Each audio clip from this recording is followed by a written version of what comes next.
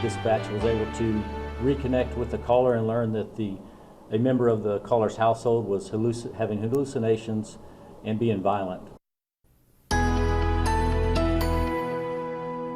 Hi everybody, I'm Garrett Hoddle. We're beginning our 6 o'clock news with an update as officers continue to investigate an early morning officer-involved shooting over in the Pebble Creek subdivision right here in College Station this morning.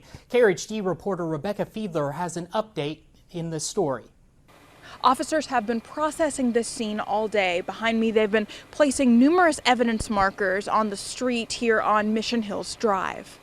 Pebble Creek's sleepy circles and cul-de-sac were awoken with a bang at 6 o'clock Monday morning when the sounds of gunfire in the streets rang out.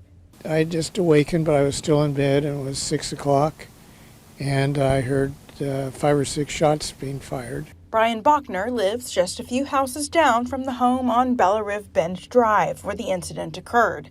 Police say that several calls to 911 came from a home on Bella Riv Bend Drive this morning where a man in his 20s was reported to be a threat to his family members. Dispatch was able to reconnect with the caller and learn that a member of the caller's household was having hallucinations and being violent. When officers arrived at the home, the man exited the front door wielding a hatchet. The male began walking toward the officer.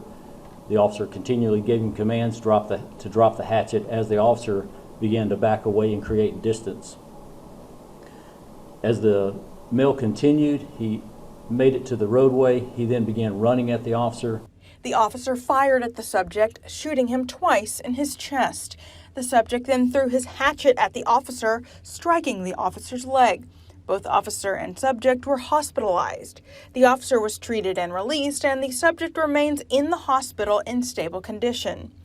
Officers confirmed that they have been called to the neighborhood for past incidents, though Bachner says he hasn't noticed any neighbors engaging with police in the past.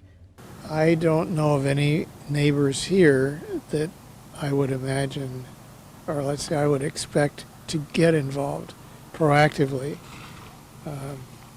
We're all peace-loving people here. At this point, officers have not determined whether the subject was under the influence of narcotics or whether he was having a mental health emergency. No other injuries have been reported. Right now, the young man involved in the situation is still being treated in the hospital, and officers have not disclosed whether they are going to charge him with any crimes or not. Reporting in College Station, Rebecca Fiedler, KRHD News. We took a look through records from the Texas Attorney General's office to see how often shootings involving officers actually happen right here in our state. Last year, law enforcement departments across the Lone Star State reporting 180 officer-involved shootings. That's lower than previous years, with 194 reported in 2020 and 199 in 2019. But we saw fewer of these incidents in 2018 and 2017.